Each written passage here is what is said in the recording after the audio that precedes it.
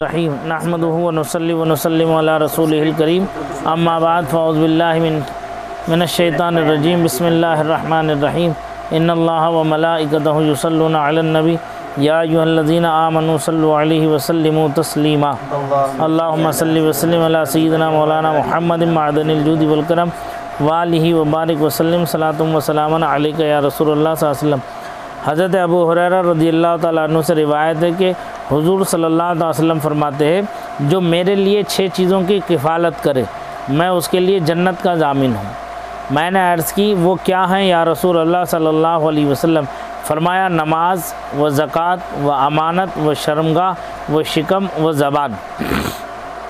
यानी इन 6 चीज़ों की हिफाजत करने वाले को सरकार फरमाते हैं मैं उसकी जन्नत का ज़ामिन हूँ, उसके लिए जन्नत का मैं ज़ामिन हूँ। क्या क्या चीज़ें हैं? नंबर 1 नमाज, जो नमाज की हिफाजत करेगा। नंबर 2 जो ज़कात अदा करेगा। नंबर 3 जो अमानत, उसका अमीन बनेगा, उसमें ख़यानत नहीं करेगा, अमानत को उसके जो है हिफाजत के साथ में रख के उसके वारिस तक उसे पहुंचा देगा अमानत को। और नंबर 3 शर्मगाह, शर्मगाह की जो हिफाजत करेगा। नंबर 4 पेट की हिफाजत करेगा। नंबर 5 पेट की हिफाजत। नंबर 6 ज़बान की हिफाजत, यानी फहश गोई से, गलत बात से, झूठ से, चुगली से, गीबत से, इन चीज़ों से जो हिफाजत करेगा, ये 6 चीज़ें वो हैं जिनकी हिफाजत करेगा तो मैं उसके जन्नत का ज़ामिन हूँ। अल्लाह के रसूल सल्लल्लाहु अलैहि वसल्लम फरमाते हैं। हज़रत बज़्ज़ार ने अलक़मा से रिवायत की कि हुज़ूर सल्लल्लाहु अलैहि वसल्लम ने फरमाया तुम्हारे इस्लाम का पूरा होना ये है कि अपने अमवाल की ज़कात अदा करो। अमवाल कहते हैं माल की जमा है, अपने मालों की ज़कात अदा करो। कहते हैं हुज़ूर से हज़रत कबीर जो है तबरानी ने कबीर में इब्ने उमर रज़ियल्लाहु तआला अन्हुमा से रिवायत की कि हुज़ूर सल्लल्लाहु अलैहि वसल्लम ने फरमाया जो अल्लाह व रसूल पर ईमान लाता है वो अपने माल की ज़कात अदा करे, और जो अल्लाह व रसूल पर ईमान लाता है वो हक़ बोले या सुकूत करे, यानी बुरी बात ज़बान से न निकाले। और जो अल्लाह व रसूल पर ईमान लाता है वो अपने मेहमान का इकराम करे, यानी मेहमान की ताज़ीम करे। कहते हैं दूसरी एक हदीस में है कि जमात सहाबा इकराम से रिवायत की कि हुज़ूर सल्लल्लाहु अलैहि वसल्लम फरमाते हैं कि ज़कात देकर अपने मालों को मजबूत क़लबों में कर लो, और अपने बीमारों का इलाज सदक़े से करो, और बला नाजिल होने पर दुआ व तज़र्रो से इस्तिआनत करो। 3 चीज़ें देखिए कितनी ख़ास अहम इसके अंदर बयान की इस हदीस में।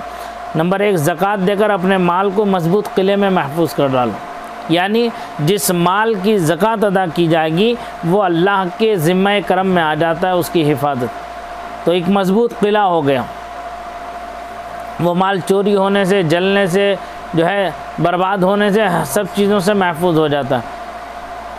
मुझे कल ही एक साहब आए थे मेरे पास मसला मालूम करने के लिए, तो वो बता रहे थे कि हज़रत हमारे एक दोस्त का एक माल जो था एक जगह रखा था वो गिरवी, तो उसके सुनार की दुकान में आग लग गई, सारा सोना उसका जला गया। तो उसने इनको फ़ोन किया, फ़ोन करके कहा कि भाई मेरे दुकान में आग लग गई, लिहाजा तुम्हारा सोना भी जो है वो उसी में जो तुमने गिरवी रखा था, मेरे पास रहन रखा था, वो जो है जलकर ख़त्म हो गया। तो उसने कहा कि मेरा माल जल ही नहीं सकता। बोले भाई पूरी दुकान में आग लग गई, तुम कैसे कह रहे हो? बोले मैं अभी आ रहा हूँ तुम्हारी दुकान के पास। तो कहता है जैसे वो पहुँचे, जाने बाद में उसने कहा मेरा माल तुमने रखा कहाँ था? कहा फ़लाँ जगह रखा था। कहा कि उसे खोल के देखो मेरा माल जला नहीं है, मेरा माल महफूज होगा। तो उसने कहा तुम्हें इतना यकीन कैसे है? तो उसने कहा कि मैं हर साल अपने रब के हुक्म से उस माल की ज़कात अदा करता हूँ, और मेरे नबी का फरमान है जिस माल की ज़कात अदा कर दी जाएगी वो मजबूत किले में महफूज रहता है, वो ख़राब नहीं होगा, वो ख़त्म नहीं हो सकता, वो उसकी हिफाजत अल्लाह ने अपने ज़िम्मे करम में ले ली। तो उसने कहा अच्छा तुझे इतना यकीन है? कहा मुझे इतना ही यकीन है। तो कहा जाके खोल के देखो। जाके देखा तो जैसे वो खोला, वो हिस्सा उसका जिसमें पूरा जला हुआ था, लेकिन इसका वाला जो हिस्सा था वो ऐसे महफूज था, माल जैसे बन के रखा था ऐसे रखा हुआ था इसका माल, ज़रा सी आग ने नहीं छुआ उस माल को। वो पंडित का वो सुनार कहता है सर पकड़ के बैठ गया, बोले अच्छा।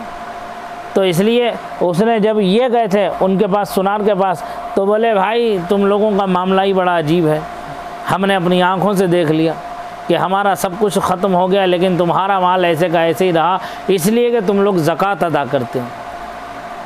तुम्हारा ज़कात अदा करना जो है ये हक़ानियत की दलील है कि जो है तुम्हारा माल महफूज हो गया है। तो ये माल महफूज कर लो।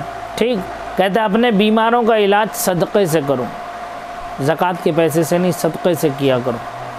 ठीक, और बला नाजिल होने पर दुआ और तजर्रो से इस्तिआनत करो, यानी अगर बला कोई मुसीबत नाजिल हो रही है तो अल्लाह की बारगाह में दुआ करो। और गिड़गिड़ा और तजर्रो कहते हैं गिरिया गुजारी करना, रोना, गिड़गिड़ाना, अल्लाह से पनाह मांगो, अल्लाह से मदद मांगो।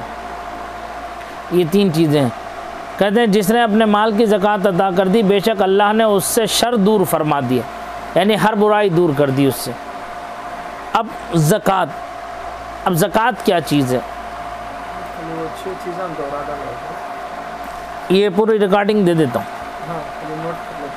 नमाज, ज़कात है, नमाज नंबर 1, नंबर 2 ज़कात, नंबर 3 अमानत, नंबर 4 शर्मगाह, नंबर 5 शिकम यानी पेट,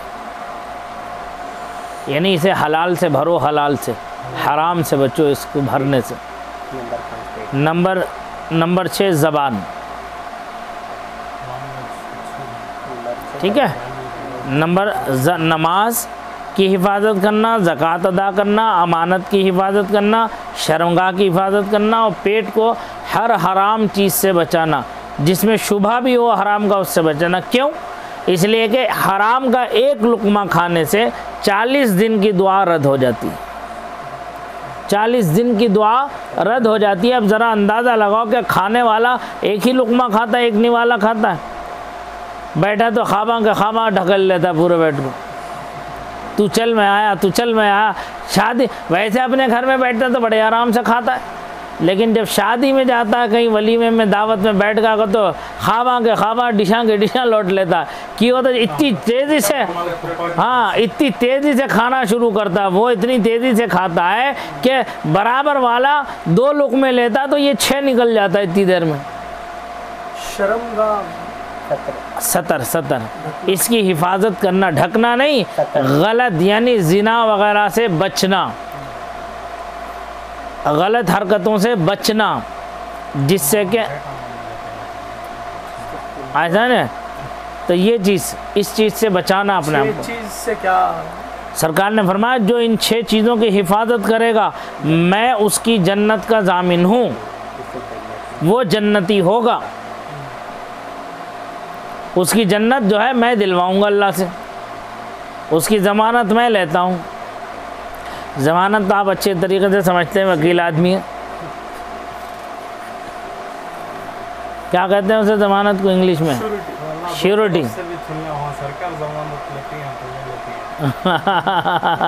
समझ में आए? देखो अब कहते हैं ज़कात। ज़कात शरीयत में अल्लाह ताला के लिए माल के एक हिस्से का जो शरा ने मुकर्रर किया है मुसलमान फ़कीर को मालिक कर देना है, और वो फ़कीर ना हाशमी हो ना हाशमी का आज़ाद करदा ग़ुलाम, और अपना नफ़ा उससे बिल्कुल जुदा कर ले। हाशमी हो ना हाशमी का ग़ुलाम भी नहीं हो सकता, हाशमी का ग़ुलाम।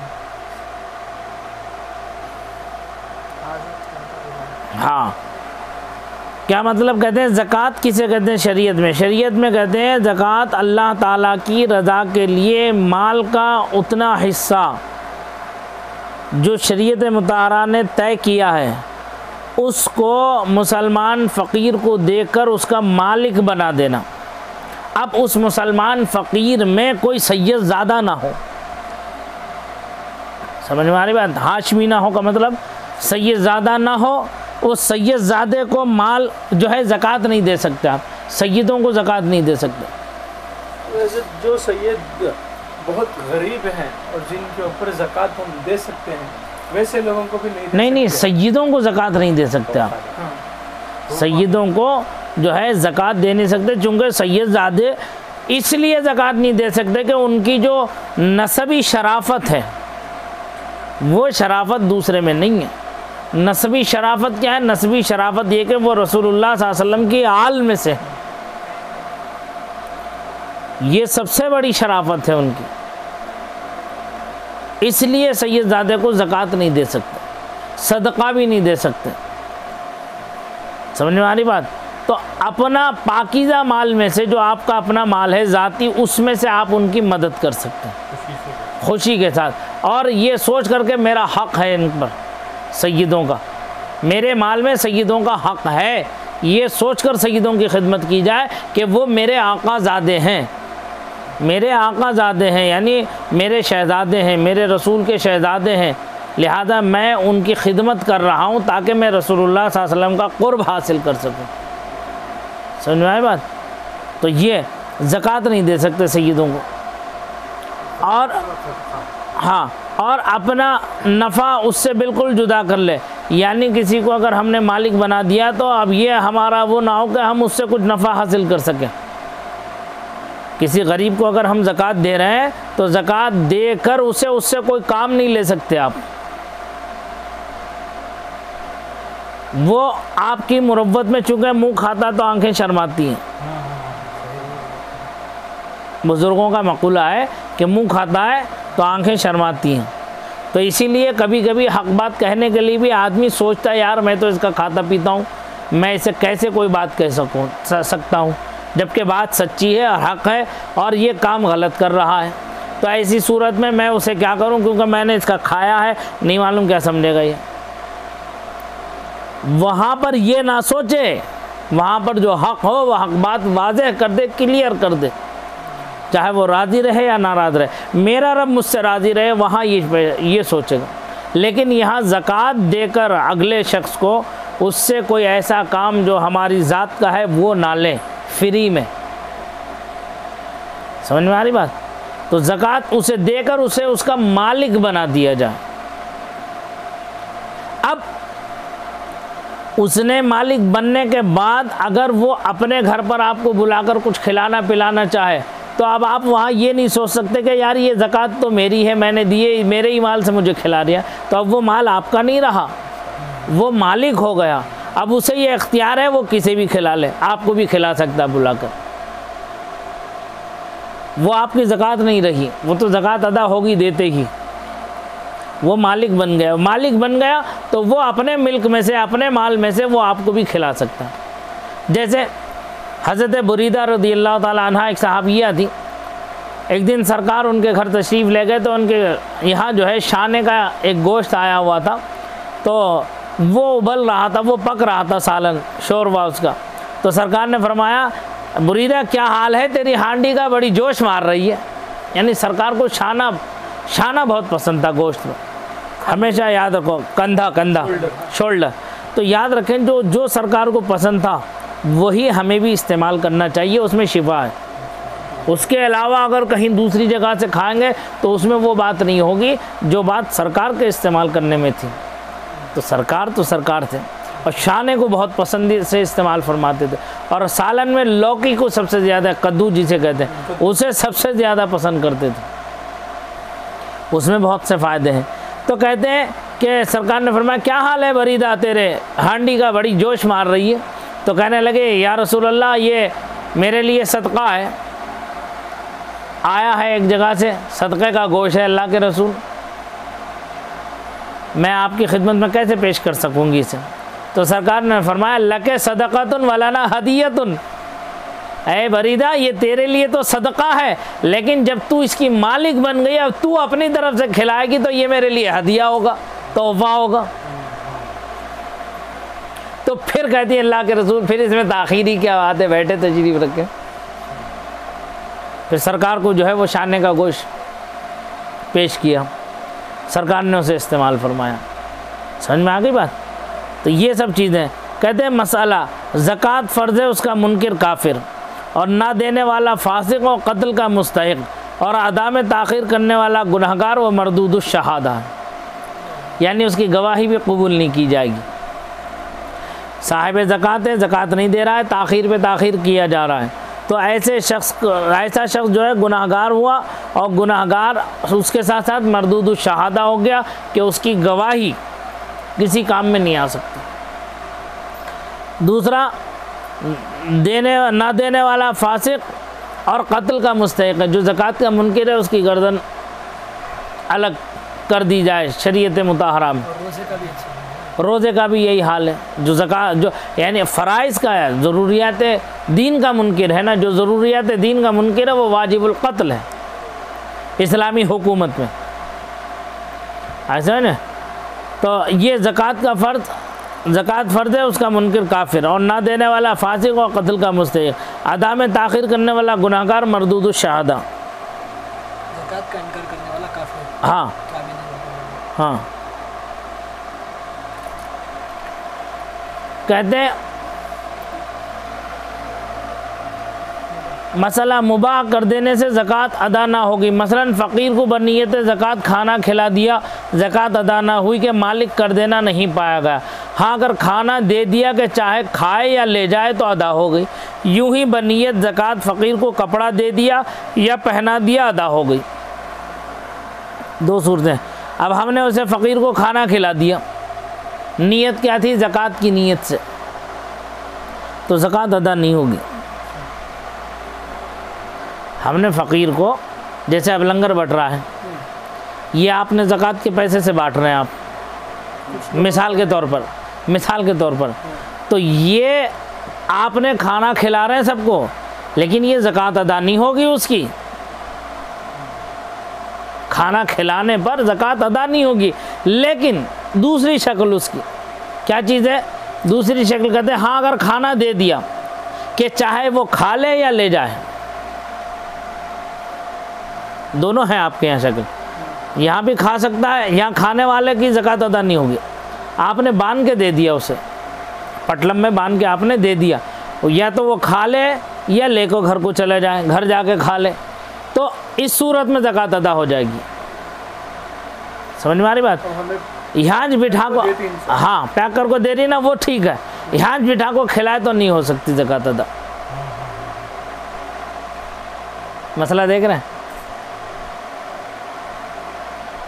तो हमें हमारे जगह को नहीं खिला सकते, उनको दे डालना, उनको मालिक यानी ज़कात का देने का मतलब है उसे मालिक बना देना। तो उनके मालिक क्या कर देते भी उन्हें मालिक है, खान देते भी हाथ बैठ को या ले को जान दे, उन्हें मालिक है, ठीक, अदा होगी। ऐसे ही बनियत ज़कात फ़कीरों को कपड़े बांटते हैं, ठीक है, कपड़ा उसे दे दिया या उसे पहना दिया, तो इसमें ज़कात अदा हो गई, ज़कात अदा हो जाएगी इसमें। हाँ, कहते हैं फ़कीर को बनियत ज़कात मकान रहने को दिया, ज़कात अदा ना हुई कि माल का कोई हिस्सा उसे ना दिया बल्कि मनफ़ात का मालिक किया। अब फ़कीर है, अब हम सोच रहे हैं यार ज़कात अदा करना है, चलो घर हमारा एक कमरा खाली है, उस कमरे में रहता रहे, तो ये ज़कात ही में उसे शामिल कर देंगे, तो ये ज़कात अदा नहीं हो सकती। क्यों? क्योंकि उसे मालिक नहीं बनाया,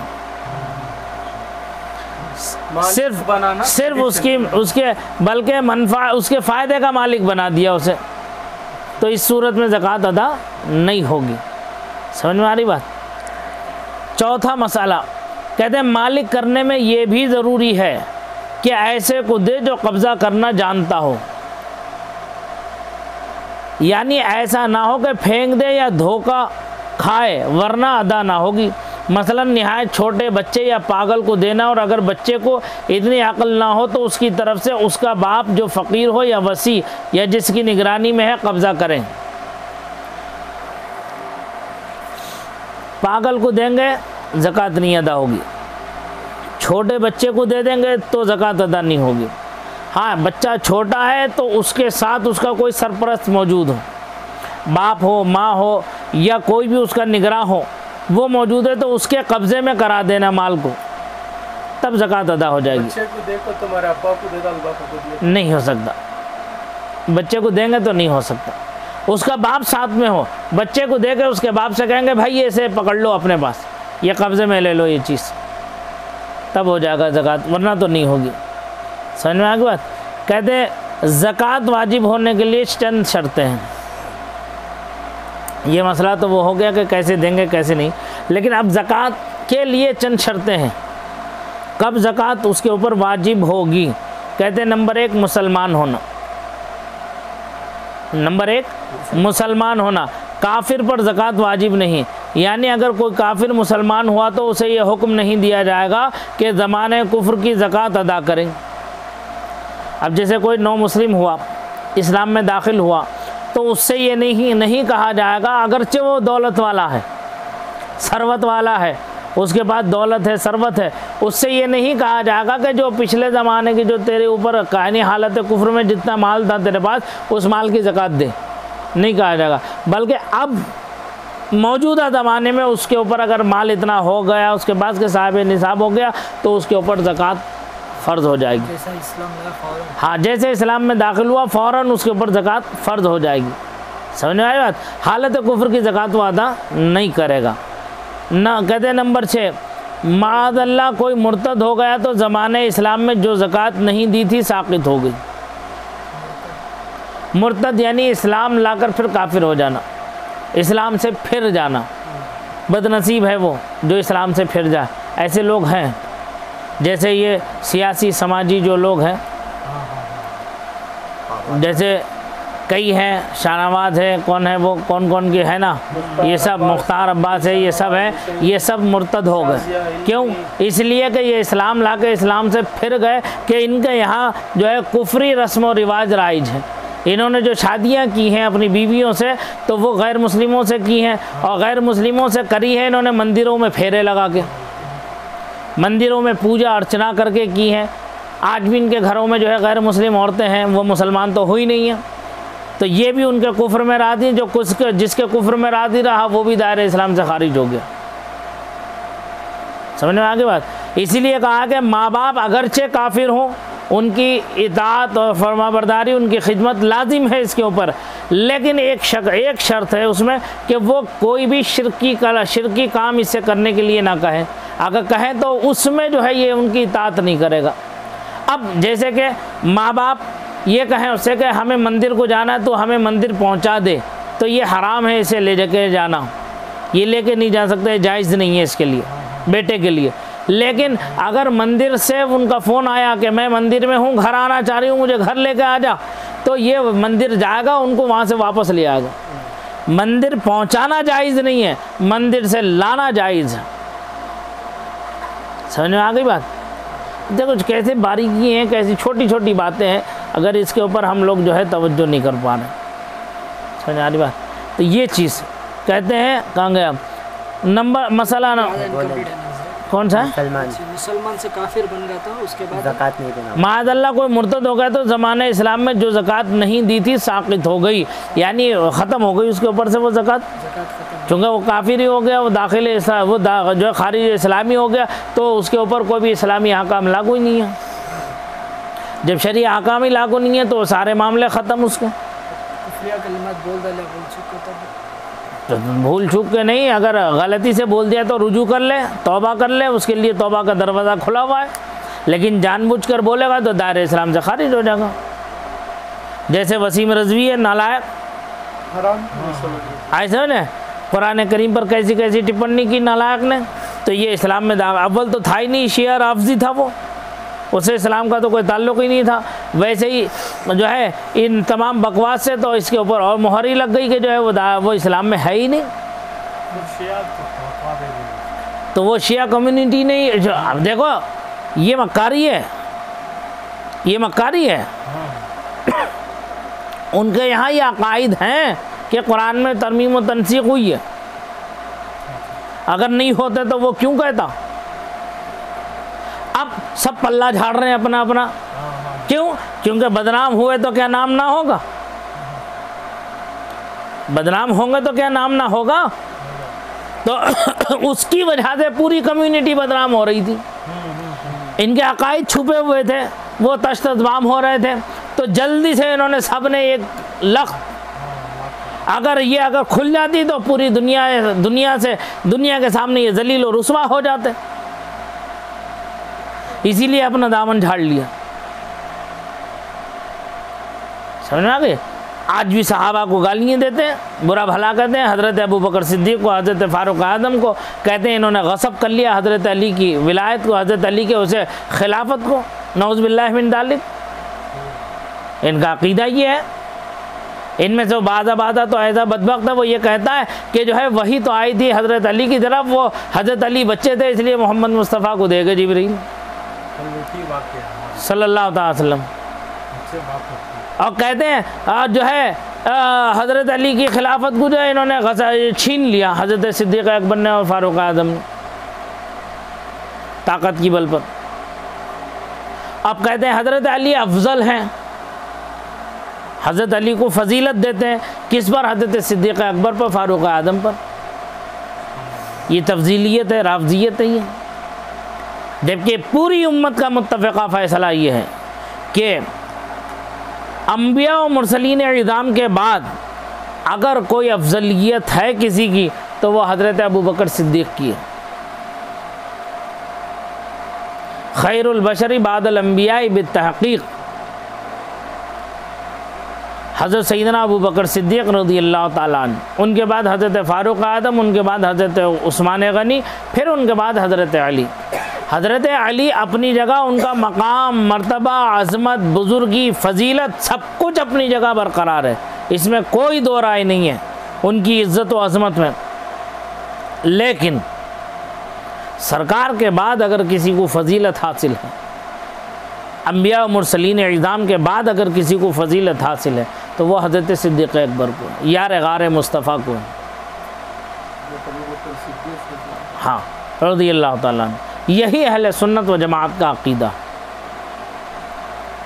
समझ में आई बात? तो ये चीज़ क्या हुआ? नंबर 6 कहते हैं काफिर दारुल हरब में मुसलमान हुआ और वहीं चंद बरस तक इकामत की, फिर दारुल इस्लाम में आया। अगर उसको मालूम था कि मालदार मुसलमान पर ज़कात वाजिब है तो उस ज़माने की ज़कात वाजिब है, वरना नहीं। और अगर दारुल इस्लाम में मुसलमान हुआ और चंद साल ज़कात नहीं दी तो उनकी ज़कात वाजिब है। अगरचे कहता हो कि मुझे फ़र्ज़ियत ज़कात का इल्म नहीं कि दारुल इस्लाम में जहल उज़्र नहीं।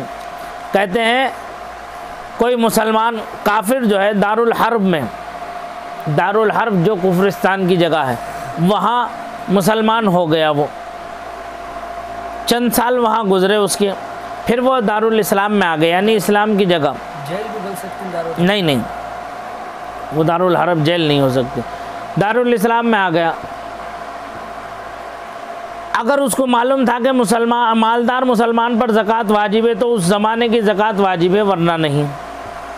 अगर उसे मालूम हुआ कि भाई मुसलमान होने के बाद ज़कात वगैरह सब देना है तो उसे ज़कात देना वाजिब होगा। अगर उसे मालूम नहीं था कि मुसलमान होने के बाद ज़कात वगैरह भी देना है मुझे, तो फिर जो है उसके ऊपर ज़कात नहीं बनेगी।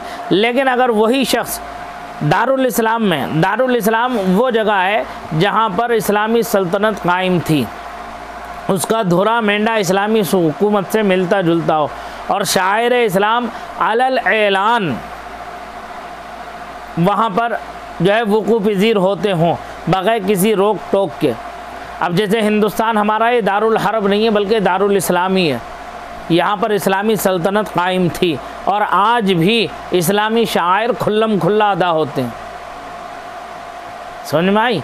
तो इसलिए इसे दारुल हर्ब नहीं कह सकते हम, ये दारुल इस्लामी है हिंदुस्तान। ठीक, तो कहते हैं ये चीज़ हो गई, समझ में आ गई बात।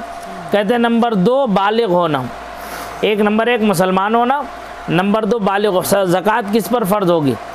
नंबर 1 मुसलमान होना, नंबर 2 बालिग होना, नंबर 3 अक्ल वाला होना यानी आकिल होना। नाबालिग पर ज़कात वाजिब नहीं, नाबालिग पर ज़कात वाजिब नहीं। और जुनून अगर पूरे साल को घेर ले तो ज़कात वाजिब नहीं। और अगर साल के अव्वल आखिर में इफाक़ा होता है, अगरचे बाकी ज़माना जुनून में गुज़रता है तो वाजिब है। और अगर जुनून अगर असली हो यानी जुनून ही की हालत में बुलूग हुआ तो उसका साल होश आने से शुरू होगा। यूँ ही अगर आर्जी है मगर पूरे साल को घेर लिया तो जब इफाक़ा होगा उस वक्त से साल की इब्तिदा होगी। यानी नंबर 1 मुसलमान होना, नंबर 2 बालिग होना, नंबर 3 आकिल यानी अक्लमंद होना। नाबालिग पर ज़कात फ़र्ज़ नहीं है, वाजिब नहीं है।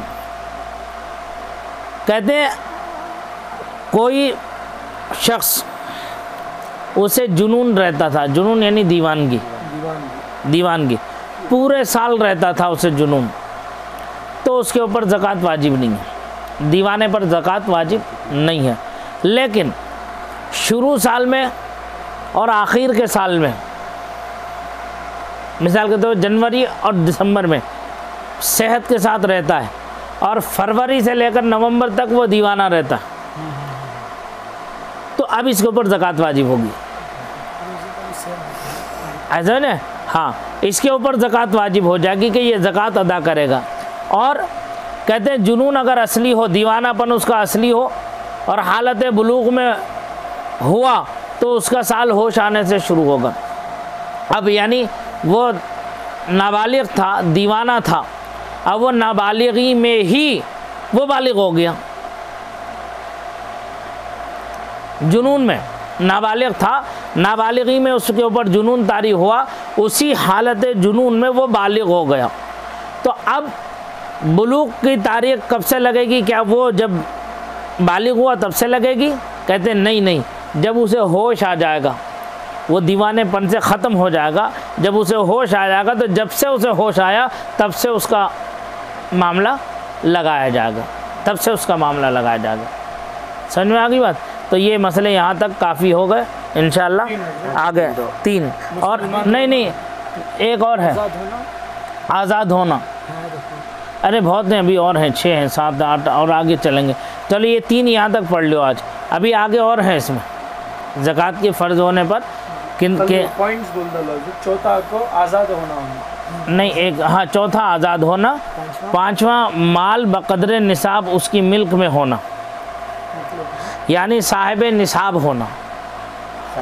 साहिब निसाब यानी 7.5 तोला सोना या 52.5 तोला चांदी का मालिक होना। साहिब निसाब को तो समझेंगे। साहिब निसाब को तो साहिब निसाब छोटा सा लफ्ज़ है। 5वें नंबर पर साहिब निसाब ब्रैकेट में 7.5 तोला सोना या 52.5 तोला चांदी का मालिक होना, ठीक है। और छठा है पूरे तौर पर उसका मालिक हो, यानी उस पर काबिज़ भी हो, यानी मुकम्मल उसकी मिल्कियत होना।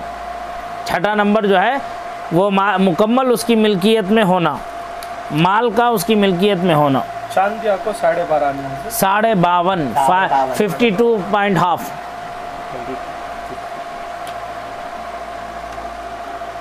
हाँ। और 7वां नंबर, छठा हो गया। 7वां नंबर निसाब का दैन से फारिग होना, यानी कर्ज से वो फारिग रहे, कर्ज ना हो, इतना निसाब कर्ज वाले पर नहीं होगा। कर्ज की सूरतें अलग अलग हैं, कई सूरतें हैं। वो एग्जाम्पल देना, मेरे पास गोल्ड है, 10-15 लाख का गोल्ड है मेरे पास घर में, लेकिन मेरे ऊपर पर्सनली 5-6 लाख का कर्ज है। तो अगर आप वो अदा कर देंगे फ़ौरन तो आपके ऊपर नहीं बनेगा, लेकिन आप वो अदा भी नहीं कर रहे हो, ज़कात भी नहीं दे रहे हो। अदा करने की कोशिश में है, थोड़ा थोड़ा क्लियर कर रहे हैं। हाँ, तो वो जब तक अदा होगा वो होगा, लेकिन आप इसमें से ज़कात देंगे। हाँ, ये ज़कात देंगे आप। तो 7वां पॉइंट है कर्ज नहीं रहना। हाँ, कर्ज से फारिग होना।